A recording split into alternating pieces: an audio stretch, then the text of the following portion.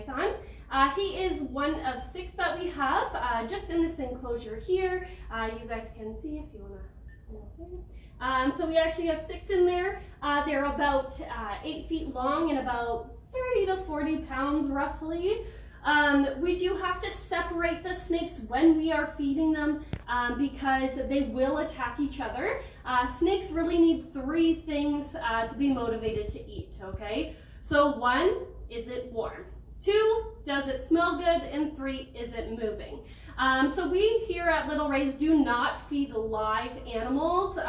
They are humanely euthanized and then we bring them in, then they're as frozen, then we thaw them and then we feed them to our animals.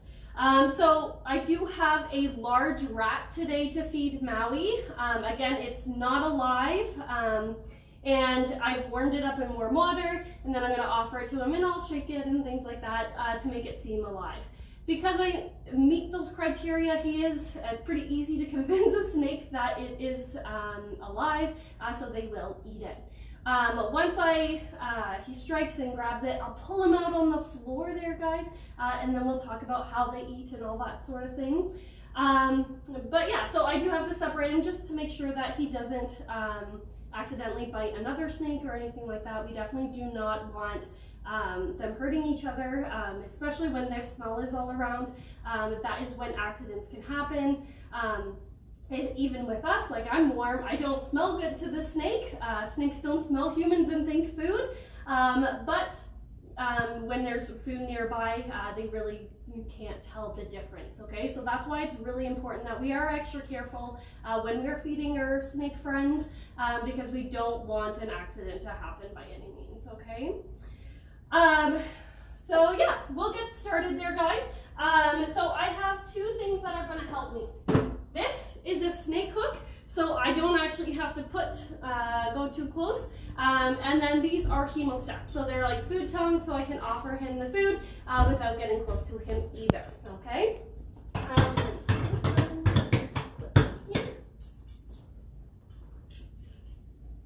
All right, so remember guys, this rat is not alive. It was humanely euthanized and then sent to us frozen. I have thawed it in warm water, and now we're going to offer it to him.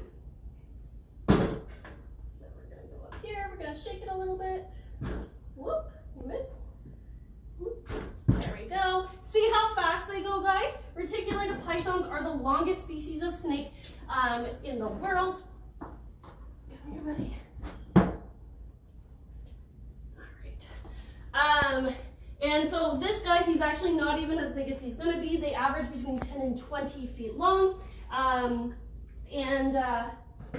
They can get well over 100 pounds. We actually have quite a few large ones here at Little Rays in Hamilton. So if you guys want to check them out, definitely go to our page and get our contact info for tours. But yeah, so 80% of snakes are constricting snakes, which means that they're going to bite onto their food, wrap around it, and hug it really, really tight. Most people think that they're actually wanting to stop the stop the animal from breathing, but it actually takes a really long time. And with live prey items, this is part of the reason why we feed frozen and thawed rather than live, is because that rat knows exactly what a snake is and is definitely going to try to defend itself, okay? So if he doesn't grab it exactly perfect, that rat can turn around and actually start biting him. And we've actually rescued several animals that have been fed live in the past, and they've actually have damage on their back, and it can cause muscle and skeletal issues and all that kind of stuff. So it's really, really hard to do live feeding. So this is, as I mentioned, it's really easy to trick them. It's way easier this way, and we guarantee their safety too. But they're not actually stopping the prey item from breathing. It's actually stopping the blood from pumping properly. So if you've ever laid down on your arm, or maybe you sat on your leg and then all of a sudden it went all tingly and stuff like that, it's because the blood isn't moving there, so it's falling asleep. This guy, he's pretty much going to cause almost like a heart attack in the rat, okay? So once that blood isn't able to move properly, there's nothing properly going to the brain or the heart, and then that's that, and he can swallow it safely. Now, is he going to swallow it head first or feet first? Anyone know? So if you imagine a snake trying to eat me, okay, we definitely want it to go head first, because imagine if it only got one leg. If it started from my left or my right foot, it would get up to my hip, and then it'd be like, it's not like it has a fork and knife that can cut off the other one or make it easier to swallow. So it's definitely easier to go head first. The shoulders actually fold in better that way. It's a lot easier if they can pass the shoulders, then they can definitely eat it. Prey item size for these guys, you can almost get 2 to 3 times the widest part of their body. This is about the size of him, but these guys eat once a week. They are growing. They tend to be a more foodie type snake, so they're very food responsive. So we do like to feed them smaller meals more often, so we actually don't have to worry as much when we're going in to collect them and stuff. We're definitely, for sure, 100% cautious when we go into any enclosure, because you never know. But it makes handling a lot more easier, and they're a lot more happy that way. Now Maui generally is a really fast eater, but of course he's just going to hold on to the rat today for whichever reason, but that's okay. We'll just give him a few more minutes there. I often do get the question, well, how often do they go to the bathroom? You're usually going to expect it about, depending on the size of the snake and the size of the food item, for sure. Oh, he's adjusting there. But you're looking for about in the next week after they eat their food item, they'll definitely go to the bathroom. A lot of people have asked me if I prefer reptiles over mammals. I do find reptiles a lot easier to clean up. You kind of expect when they're going to go to the bathroom, but again, it's probably species specific there.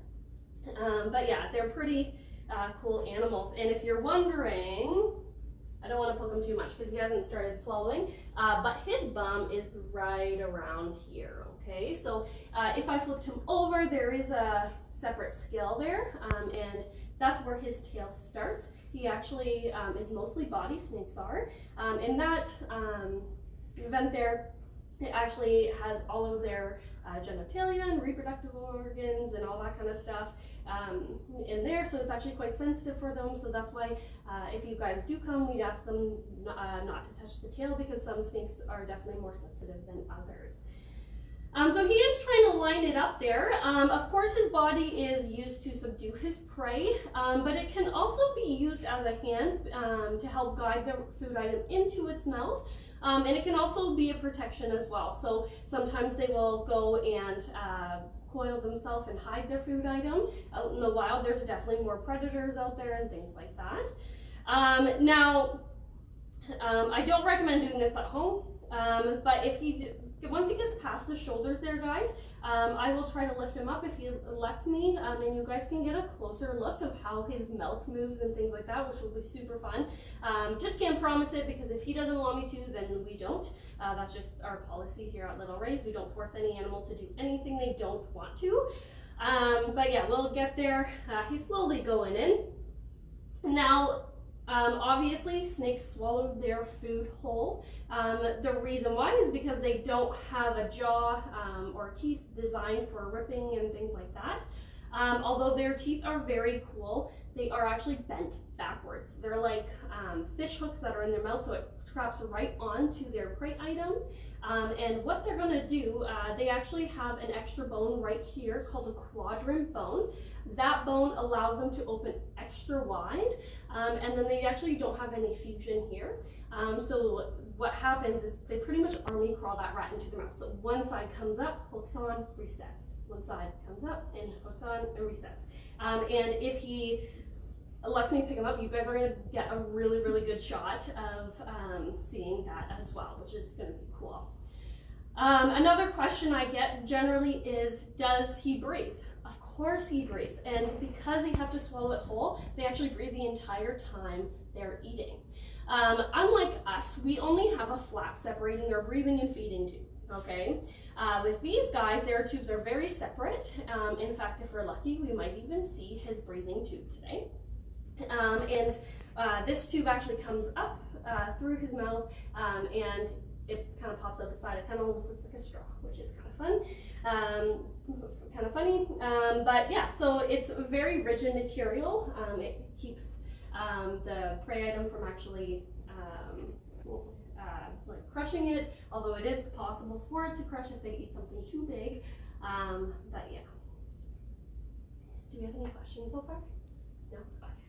If you guys do have questions, definitely comment below. We would be happy to get them as well. So I'm just seeing where he is here. And I'm just gonna slightly see if I can rotate him. He's still holding on a little bit, so we'll give him a few more minutes. Now, a lot of people, if I ask what the longest species of snake is, usually people think boa constrictor. It's not. Of course, as I mentioned, it is the reticulated python, but it's not the heaviest snake. If you guys have guesses of what the heaviest snake is, definitely comment below. I'll give you a hint. It's a semi-aquatic snake. He likes to hang out in the water, and he does get really big, obviously.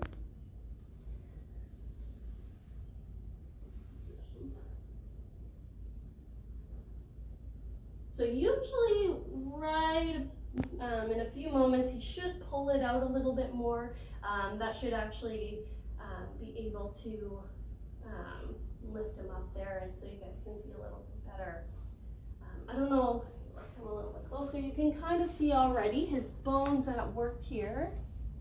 And these guys have about 10 to 15,000 muscles in their body that help them move that rat down to where it's supposed to be. In a snake, they have very similar anatomy, like they have heart and lungs and all that kind of liver and stomach too. It's just actually all spread out, okay? So it's lengthened quite a bit. So about a third way down, you'll be looking about the heart and the stomach and things like that. So you guys can also see how it kind of stretches at the bottom. It's a little difficult to see there until I lift him up. But that's the bottom piece not actually fused. He's able to stretch it really, really, really wide. And if you look at the side, look how small this part is, okay guys? And look how much his head is actually stretching right now. And his scales are not together, so when you're petting a snake, you actually want to touch head to tail, just because if you go the other way, you can actually stub one of their scales, and they're actually made out of keratin, so the same stuff our nails and hair are made out of. All right guys, so this is what I'm gonna do.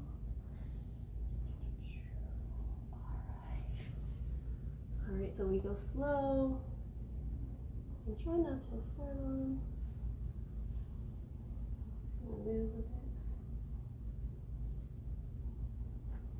All right, so there's the one side coming up. Here, I'll try to, don't want to move him too much. So he is trying to use his body to actually get that rat into his mouth. It's a chunky rat, so that's okay. We're gonna just let him go there. But I hope you guys were able to see that a little bit better. And he'll keep moving here. Again, guys, if you do have a pet snake, if you're feeding them, do not try to touch them. These guys are very used to being handled. I've been trained to handle them and know the signs of when they're getting stressed out. The feeding time is the most vulnerable time for them, and you definitely do not want to do that. They can regurgitate their food. If you do have a pet snake, you also don't want to handle it right after. You do want to give it a few days in order to help it get digest properly and stuff and not stress it out. I'll try to show you there.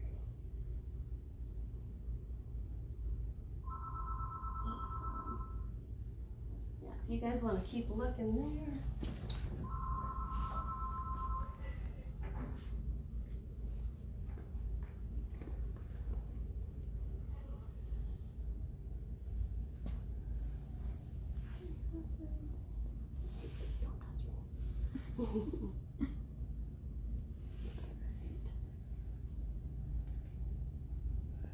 So guys, while he finishes up, I am going to remind you, as of right now, Hamilton and Little Race in Ottawa, We are not open to general admission, so walk-ins, but we are offering private tours. So if you guys would like to come and see the zoo, we offer a 90-minute guided tour where you get to meet our animals and things like that. Maui is one of our interactive animals, so if he hasn't ate recently, you definitely can come and see him. I'm gonna try to see if we can get a little bit more. See that a little bit closer. Here we are. Look how much he's stretching. Also guys, we are absolutely booking outreach shows, which means if you want somebody to come to your birthday, or you're looking for, maybe you guys are going back to school and looking for something fun to do, we do in-person shows, and we also do virtual shows too, so we offer Zoom as well. All our contact information is online, so on our Facebook page or our website. Where are you going there, Maui? Sorry about the blood there a little bit, guys. He's just gonna move and be a little bit funny here, but that's okay.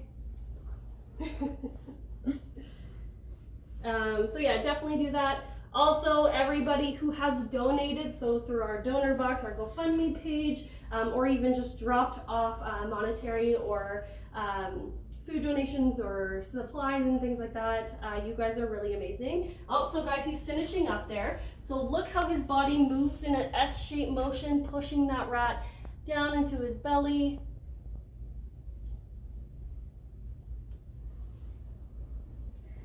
So after this, guys, what I'm going to do is just rinse him off with some soapy water, make sure there's no smell of the rat on him, and then he is going to go back into the closure with all of his friends. There he goes. And at this point, we do have to be extra careful because he will still, they're very opportunistic eaters, so they will eat when they can. So we'll just pick him up. Grab him again.